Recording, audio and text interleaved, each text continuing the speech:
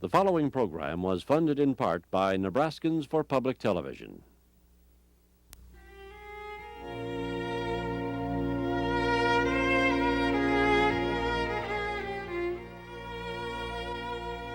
Lev Aronson was the principal cellist of the Dallas Symphony for 20 years. Today, residing in Dallas, Lev Aronson is considered one of the leading cello teachers in the United States. His musical reputation is international, having known the great musicians of the 20th century from Gregor Piatigorsky to Itzhak Perelman to Lynn Harrell.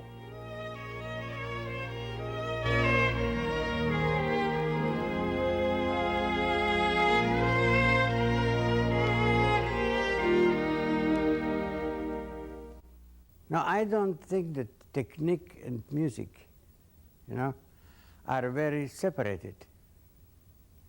It is not so separated as people think it is. And they make out of music making a big issue and leave maybe the technique aside, or say, now we will work only on technique and music later. This kind of a division, is absolutely wrong. When a person, for the first time in his life, takes a bow and puts it on the string and moves his hand over the string, he has to make music. Because music is, one sound is music. I think that the knowing how to bring out a certain musical idea requires, number one, to have the idea, number two, how to do it. And how to do it requires technique. So how can we separate these two things? We can't separate them. It requires intelligence. It requires a little bit knowledge of history, of the Bible. It requires sort of a certain amount of decency of this person too, that he is not a ruffian, that he is a fine, intelligent human being. That's why when with my students, I try to bring them up as intelligent people, as cultural people, with good manners, with a vitality in life. They should be, and they are, different from anybody else, you see.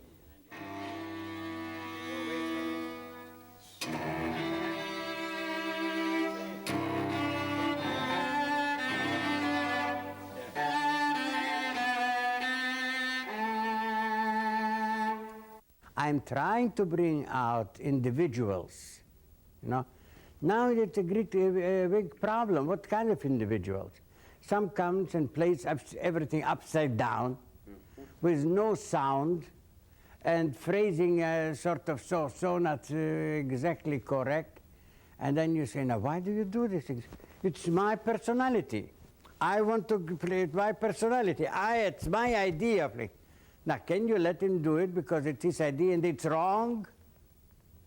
So what you have to do is to help him to find his direction. And through his mistakes, you teach him the right things. Because only through mistakes we make progress. If we don't make any mistakes, then everything is hunky-dory, as they say. And only the mistakes are important. And some people cannot take correction for mistakes. They get offended, some cry, some hysterics. I know so many ways of getting upset because they say something about a mistake but it didn't stop me in telling you.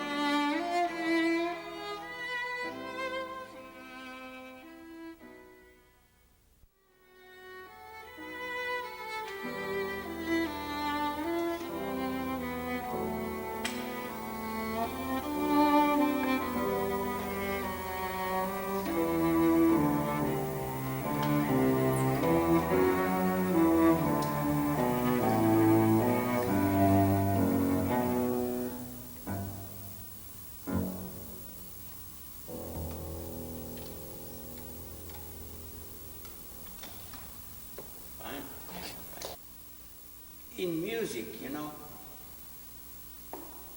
there are expressions that one has to understand in order to bring them out.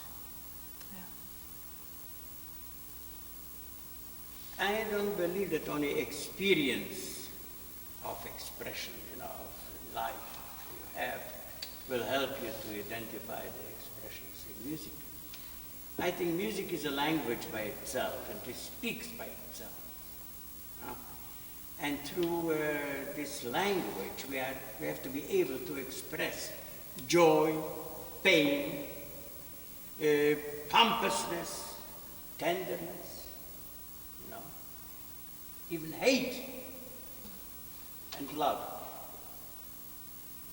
and sorrow and happiness. There are so many things in music that we can express that if we really find, everybody in the audience will understand.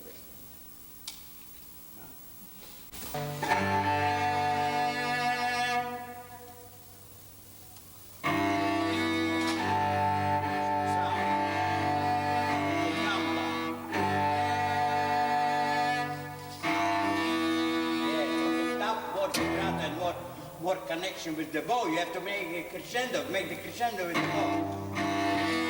Oh, here. Yes, and then make a diminuendo.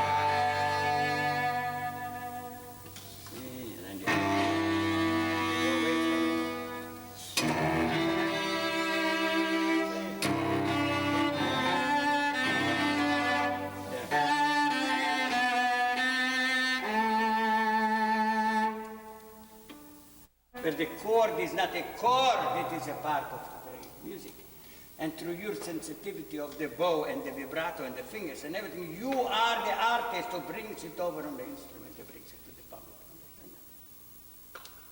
That makes a difference between an artistic play or just a play.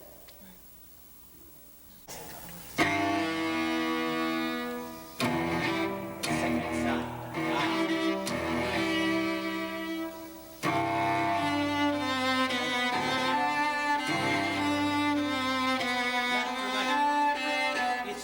Everything.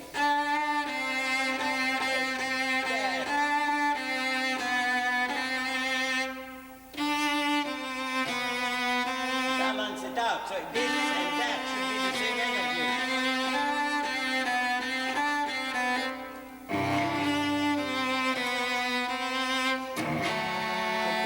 Cellist. Bravo. You see now that's a completely different story.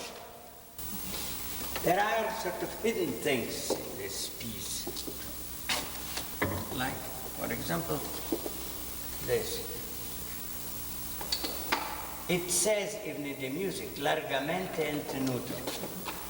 What else could he write down? The composer cannot write on every note, use more vibrato, play this. Leaves it up to the performer. But this is a tragic bar, so tragic, that if it is not played correctly, it becomes an etude.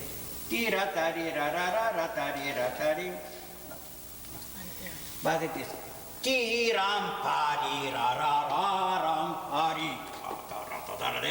then they pass the entire land to heaven.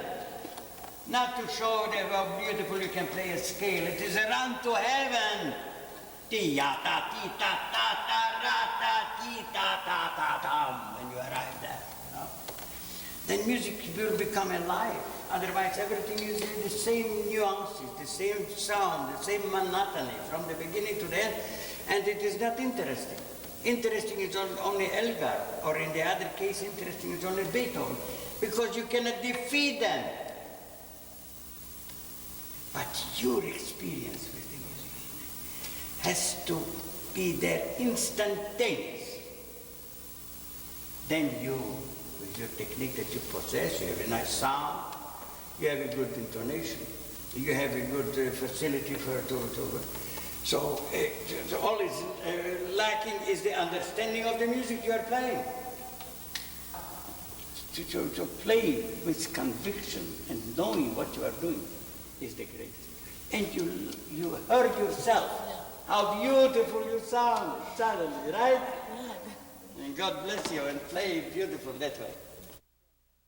Now what do we understand under balance when we play a string instrument?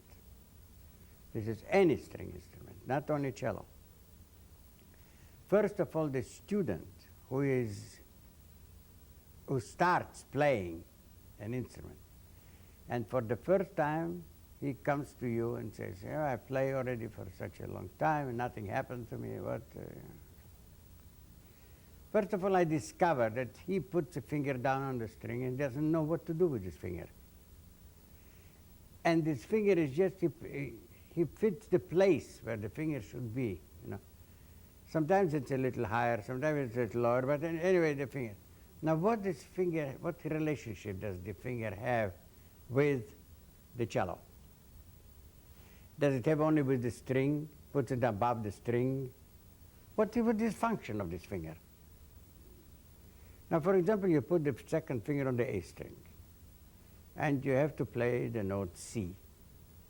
Now, do you think that by just putting it down there in the vicinity of C, and that it will sound? Now you take the bow, and you press the bow hard, and this finger is loose. So you will get some kind of an unidentifiable noise that will just make people run away. Now let's take vice versa. We will get this finger down very strong on the fingerboard, and we will make very loose with the bow. People say, what did you say? I couldn't hear you very well, you see. That's where people are out of balance. That's just the beginning of everything. So what we have to do is to set the player in such a manner that he should feel the importance of both hands involved in a playing together, simultaneously, with the same weight. It is when you put both hands like that, it is, you don't put them down like that, or like that, you see? Both. Not. It's one hand, yeah? And it's another hand, but both. That's what people don't know. So you have to teach them how to put down the finger and the bow together, that they are in a balance. The same weight of the finger here that gets the string down to the fingerboard. And that's the place of the string, of the finger. Not above the string and just touching it. Getting the finger down. And the bow, not pressing, but just connecting the bow to the string and making vibrations with the bow. The string has to start vibrating, see? And this is here, and the string vibrates, and you have a balanced sound.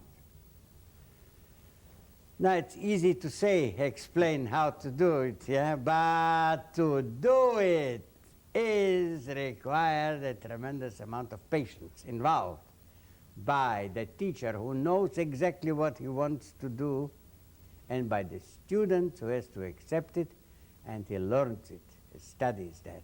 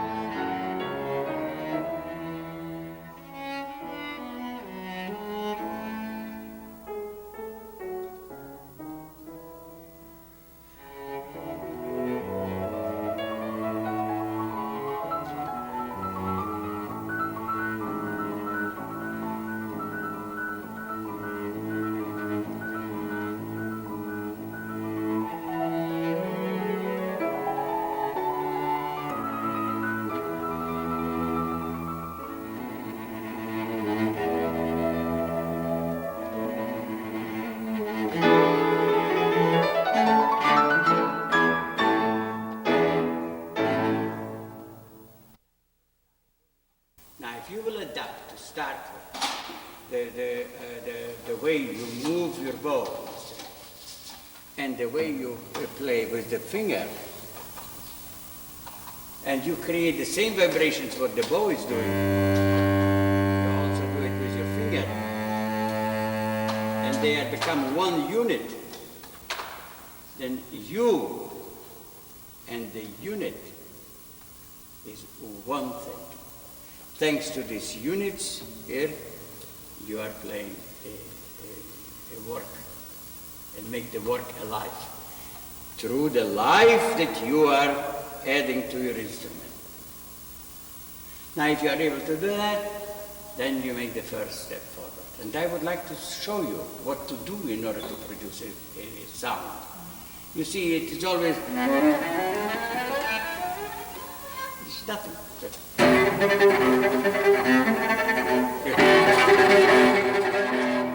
You have to play with the bow, you know.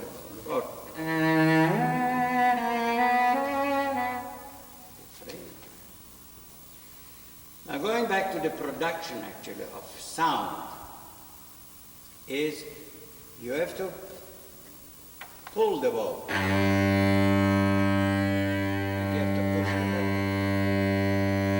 In order it should be even. Every little nuance you can do with the bow. Crescendos, you can make them in. And when this comes into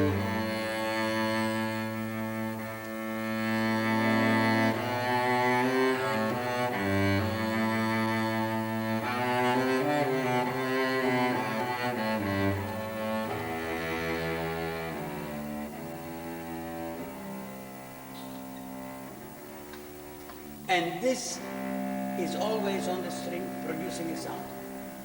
It is never something like that without a personality, without a being. So it needs work has to be done. Tremendous work has to be done. And you have to connect the bow to the string. And you have the thumb underneath, the first finger on the top, and there where you manipulate the music. See? Would you like to try? Yes, the bow is doing T, and the left hand doing D. It can be. They have to be the same.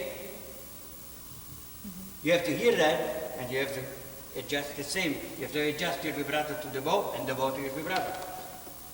So when you do it again, try A, play again, and adjust to it. Take it away and hear only the open G string. Hear the open G string. You hear these vibrations, it goes like that, goes like this. Then you go like that. Now put the finger down to the same vibrations. Not too stiff, and round. Everything in music goes round. No cornering things. Everything round.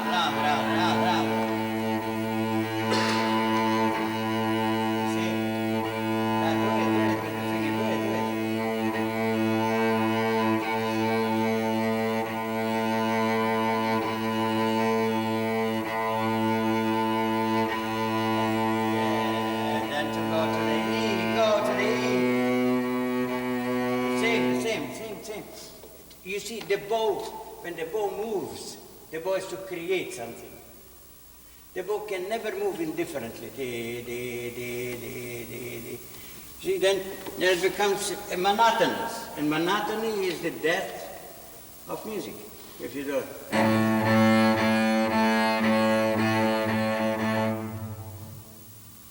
It can be very deadening, you know.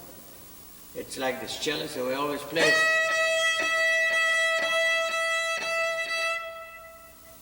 The wife asked him, why do you do that all the time? You're running off all our servants and everything.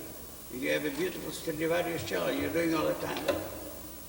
I was in the symphony orchestra and they're all playing all the way. And you are playing all the way. Isn't it boring to do that?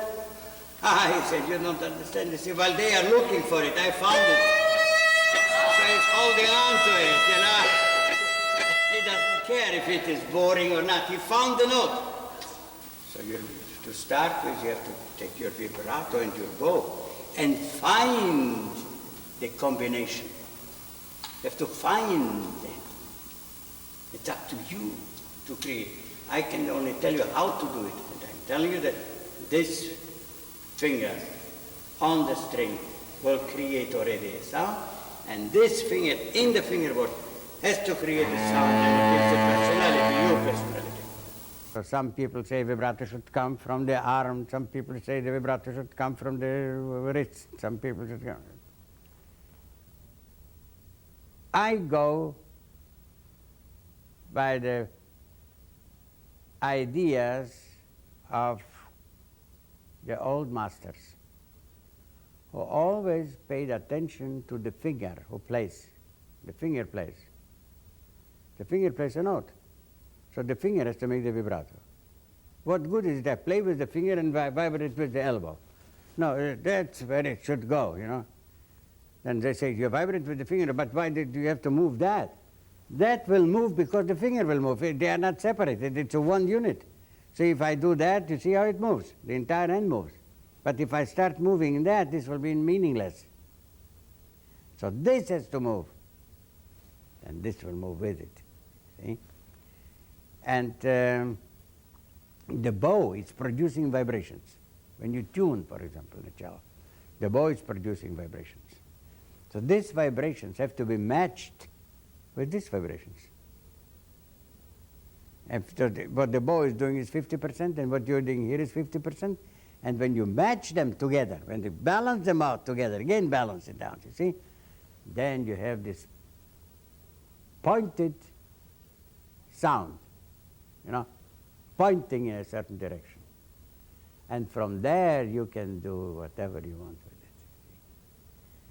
it. See? That's exactly what it is. The vibrato and the sonority, the voice that we have, the bow, both together make music. It is not only that I make music with one hand and the other not. It is absolutely a two-way street. The cello without the bow is worse.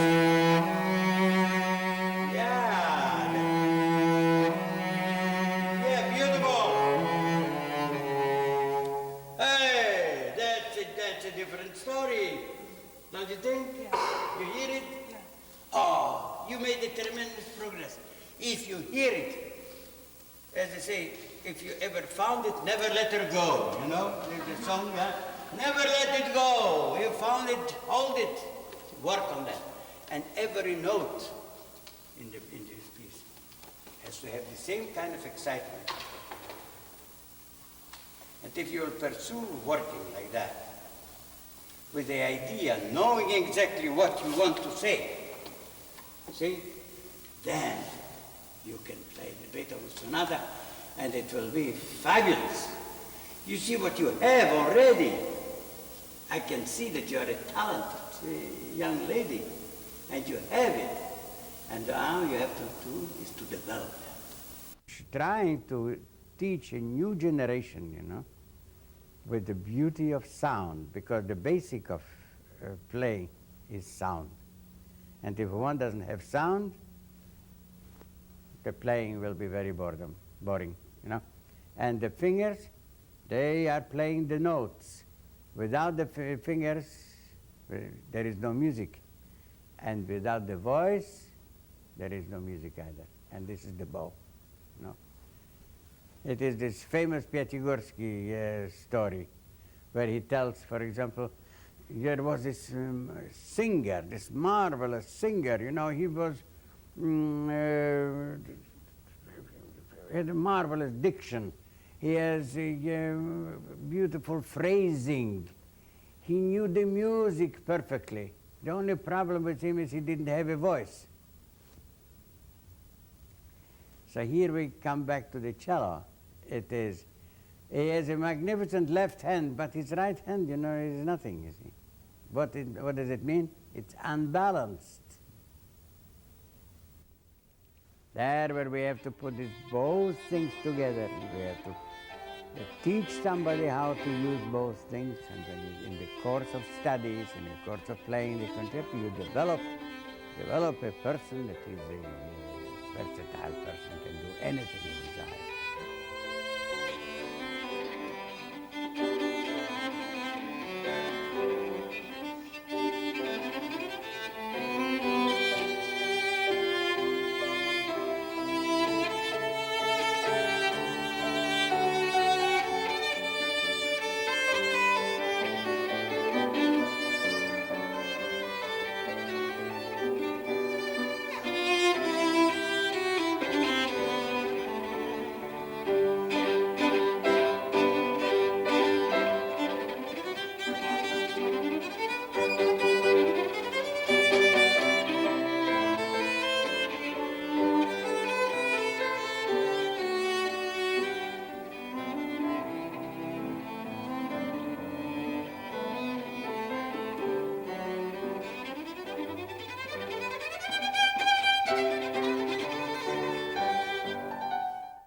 First of all, let me say a few words about the chords. Yeah, just this young lady was before that, we played the Elgar concerto. We had one kind of chords, see. And in this piece we have to play a completely different chord. Chords are expression according to the music you have performed, you know. So it can be.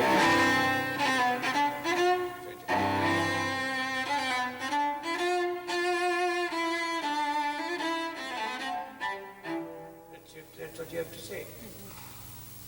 Aha, what is that? I come out and I say, now, last night I was walking around the street and I saw a beautiful car approaching me. The lady came out and she brought me a bouquet of beautiful roses. Something, all right? But if you say, last night I walked and approached me and gave me something, forgot what. Nobody knows actually what you were talking about. See?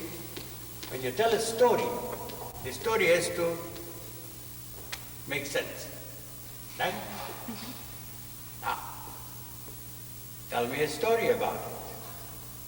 About this C major concerto by Haydn. Try to play it with it. Then don't play it.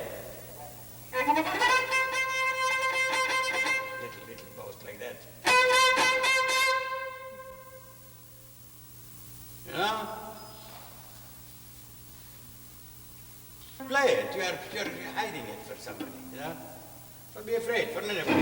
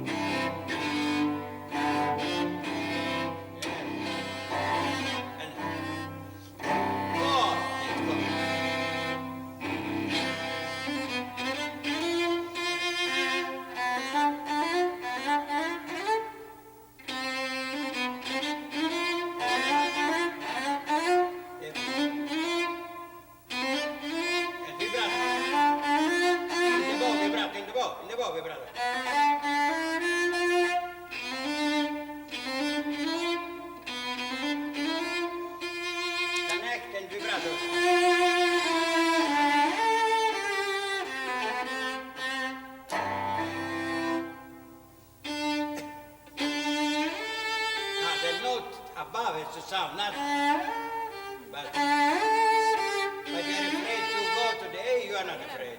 Why are you afraid? You know what, let me tell you why you shouldn't be afraid. Our entire technique of the cello is based on the following effects.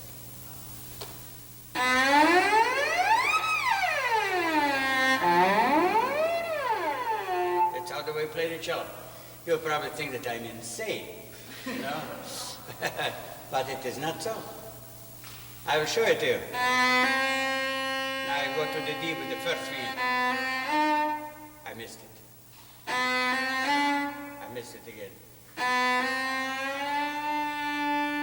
I didn't miss it.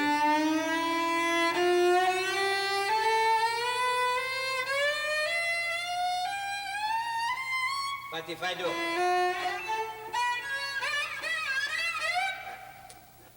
so what do? We do. Just we know when to put the second finger down. You shouldn't hear that. And you do that. See? So to be afraid to play the A would be ridiculous. But start with the sound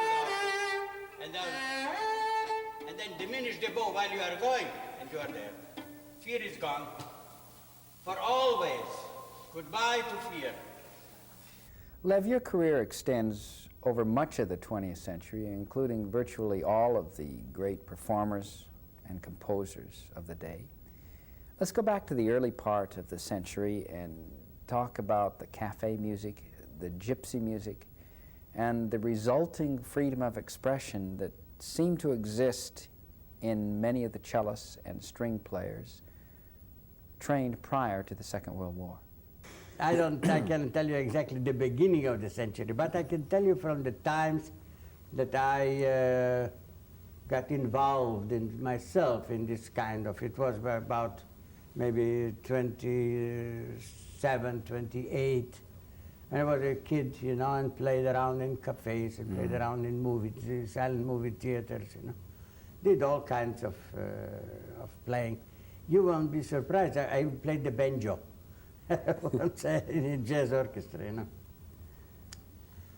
But the point is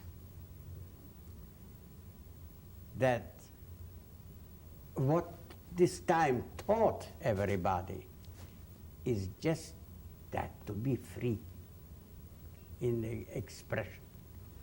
To be free. That's why we learned so much from the gypsies. There were gypsy orchestras in Berlin where I studied, you know, with Piatigorsky, this great master that I will never forget him as long as I live, you know. I learned a tremendous amount from these gypsies who couldn't read a note, but they played from their heart, you know. They played everything, and everything was natural, everything was sounding, you know. And so if you, nolens volens, you started sort of also doing this kind of things. And this was some, I would say, some remedy of losing yourself up. You started playing, you thought, over soupy, romantic music, you know, and you did it in abundance. And then when you came to your teacher and you played, for example, a Haydn concerto, and he said, why do you use such a soupy vibrato? Why do you use such a fluffy bow? You know, it sounds like gypsy. But we have to have a certain discipline. Gypsy is good to open your mind, to open your feelings towards music. I was blessed by being then there and today here. Yes. So I know the difference between one and the other. And through the years, especially after the war, everything became sort of some kind of feel like you're playing music is like being in chains. Yeah. You cannot do that, and you cannot do that. You don't make your portamenti, glissandi, you don't do that, you know, you don't do that. And it became such a calculated, slow a development of a person that became rather a machine than a warm-hearted human being who played music like Piatigorsky, for example, did. You know. This was just the music making from the tuning till the last note in the recital or in a concerto when you played. You see? It was a sheer expression without fear.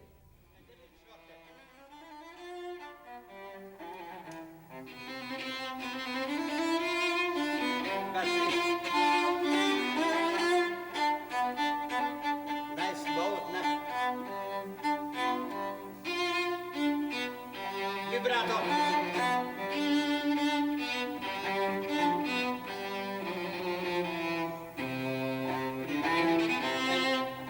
Release the bow.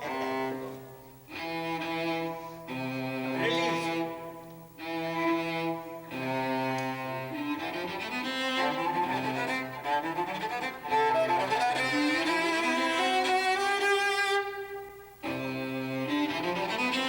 And the figure should be. Waste of time. And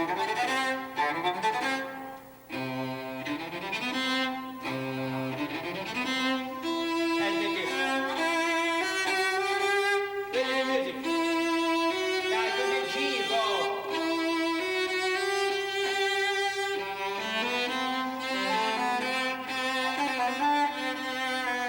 Little phrase like a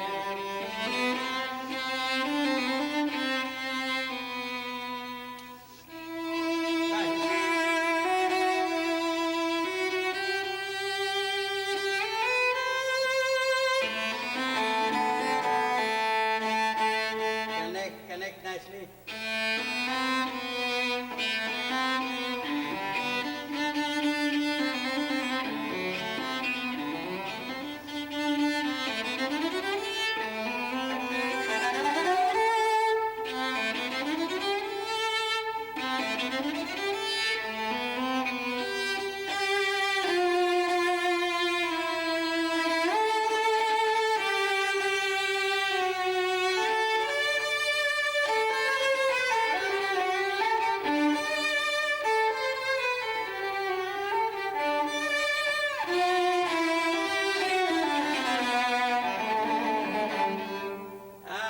Play. What is the difference in the style of playing between cellists trained in the latter part of the 19th century and the early 20th century and those of us trained in the second half of this century, post-1950? I would say only naturalness. Naturalness. Without getting into very great thinking. Intuition. More than scholastic study.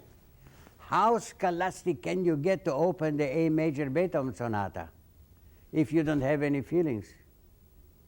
If you don't have any intuitive understanding of this music.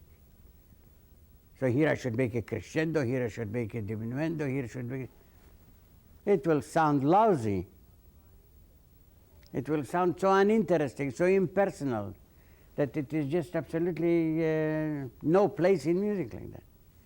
Chrysler introduced naturalness, elegance, beauty, something that was never done before.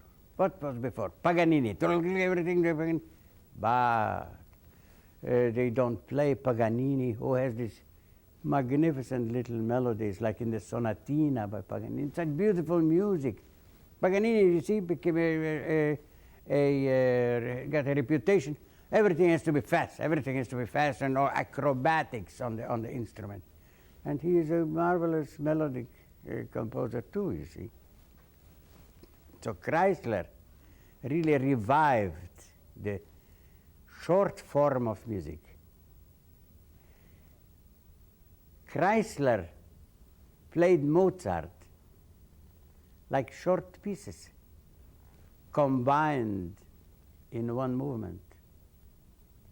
Many short pieces, you see, many short pieces.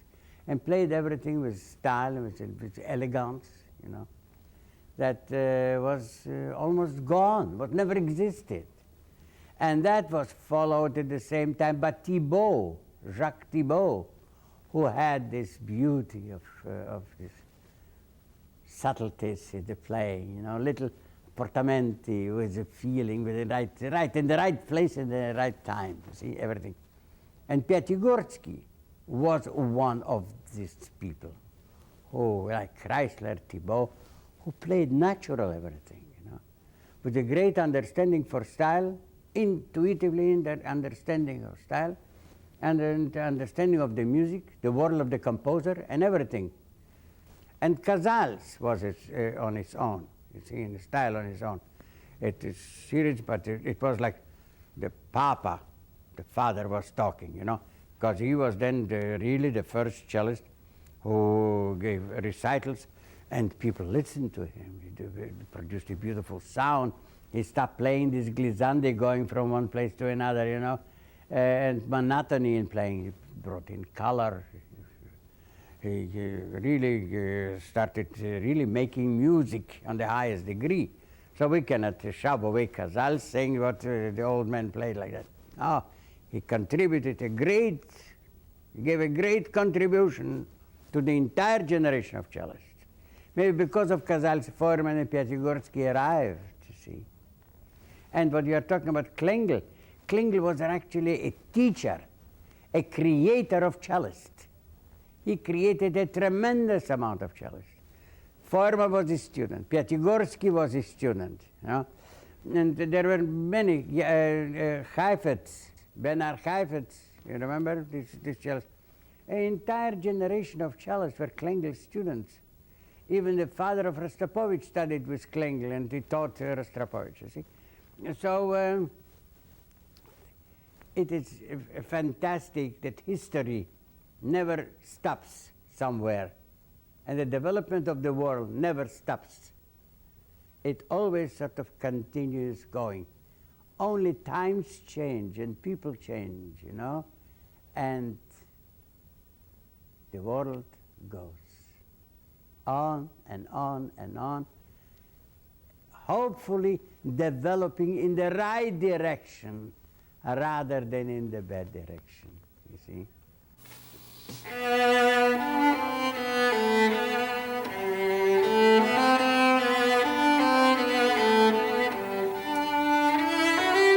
That's all right.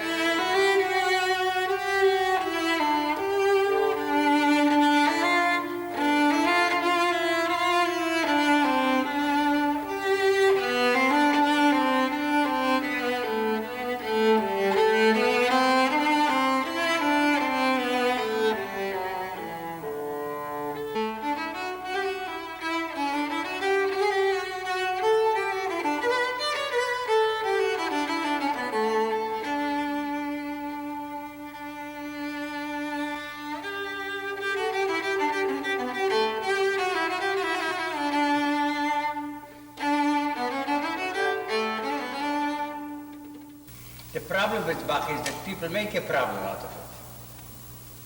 They put him on such a pedestal that something, if it is Bach, then something must be something exceptional. And it turns out when it is Bach, it is the simplest thing in the world. It is. Maybe it is not so easy to play, but it is simple. Don't you think it's very simple to play? It's simple, but the most difficult. So here it is tam pa ra di ra ra. Simple. Just apply everything that you have learned in cello playing, is good say. And play. I'll show you. No, you play. If you play like that, what can happen? It is like coming out on stage and saying,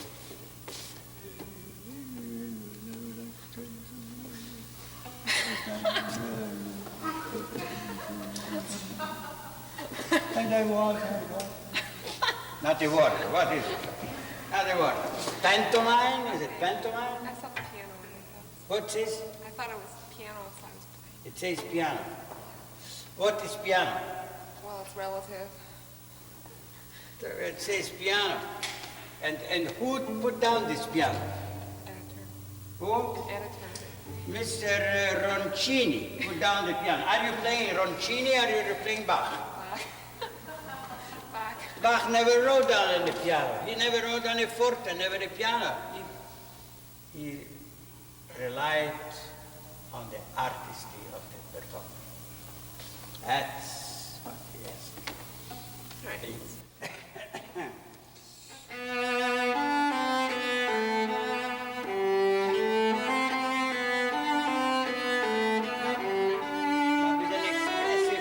With an expressive bow. Ti ra ra di ra di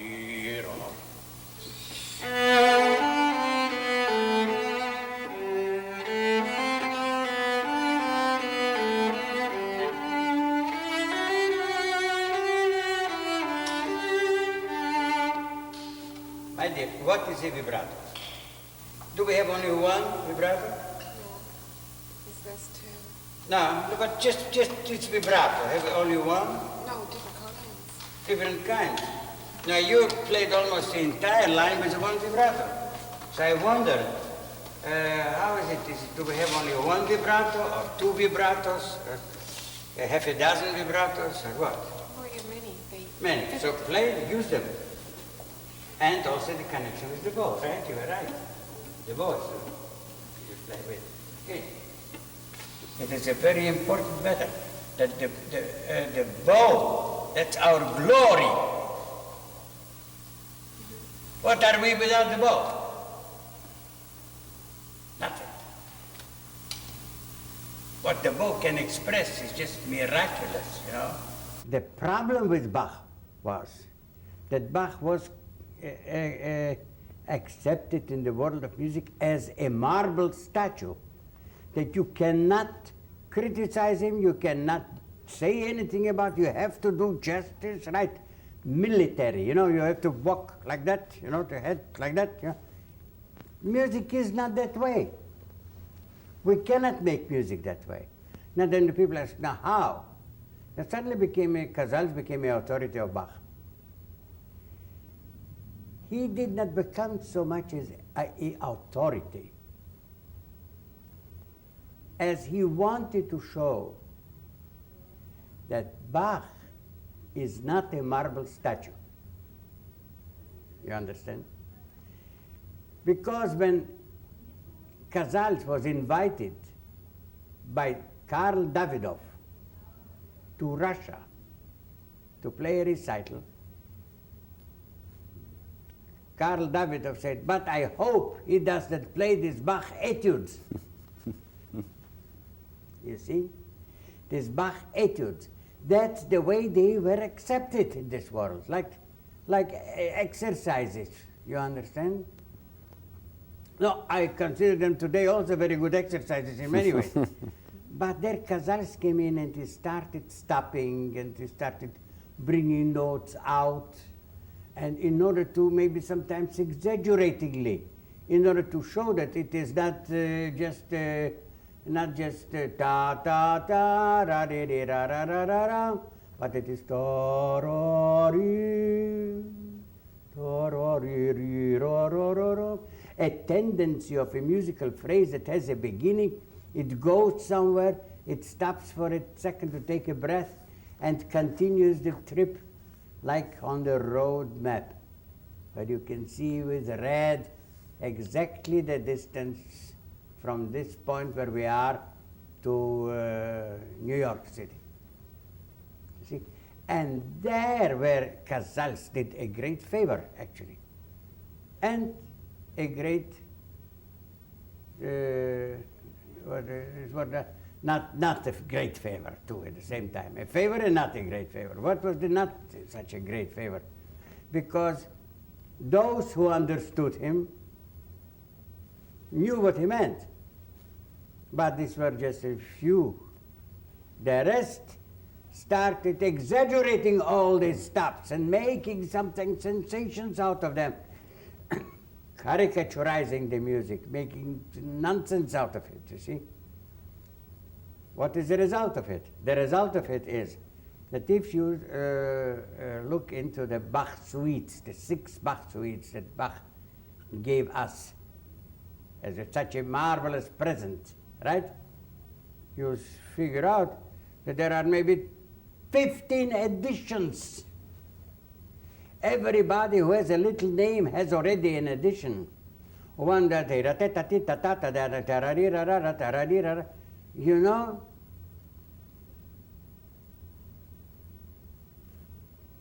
And the best edition is, you know what?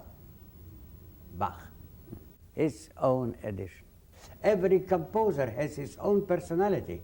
Every composer has his music, his life, his genius that sparks out like a fountain of thoughts direct into the hearts of the listeners, you know, especially if they are in the hands of good artists, good musicians, and people who really can find the secrets of the concealed secrets of the composer. During the Second World War, you spent 5 years in a German concentration camp and I believe 1 year in a Russian camp. After you got out, you had no cello and had not played for a long period of time. Can you tell us about that? You know, that's a complicated matter. Because when I got out of this German concentration camp, I was put in a Russian concentration camp, you know. From this camp we had to escape, which I did, because there was no other way out. There was a year there, and this was enough for the hospitality. So another fellow and me, we escaped, you know, from there. And we got in a very interesting situation. One day, I saw a Russian officer whom I knew from before the war, who was in Riga, where I came from. Oh my God, what a coincidence to meet him. I told him we are on the way back home, because we couldn't have told him that we had escaped. You see, we'll be back in jail. Anyway, he said he will get me a cello immediately. And tomorrow morning, he will meet me and we're going to a place where there's everything, they have everything under the sun. And we walked in this warehouse, and there were millions of glasses and millions of clothes and millions of hats and millions of everything, you know, under the sun. But there was no cello. So finally we found somewhere on a big pile of dirt there was sticking out the neck of a cello. Hey, I said, what is this? Maybe let's see what it is. We got somebody to free the dirt around it. We took out a cello, which was open, and which didn't have any pegs, and no bridge, no strings, no bow, nothing, just a naked cello. He said, I know exactly somebody who will fix it up for you. And we will get a bow, don't worry about it. So we went to a place where he told my entire story, and the man said, don't worry, for you I will fix it up. You come next week and you will get a beautiful cello. So I came next week, and he said, I was so touched by the story that the colonel told us. He said that I fixed everything and I even painted the cello. You know what, a varnish of an instrument is of great importance, so he painted the cello so, in order to stop every vibration, you know. He made guitars and balalaikas, so he had some kind of a little strings, tie them together because the fingerboard is too long. In the middle, tie them together, 3-4 nuts, you know, and only 3 strings because for the 4th he didn't have any left. A bridge, he put just a piece of wood, a square piece of wood, you know. And they got me some kind of a bow that had 3.5 hair in it, you know. And this was my first cello. We should play music according to our heart. We live in a world of musicologists rather than a world of artists. And when this can be changed, then we will succeed.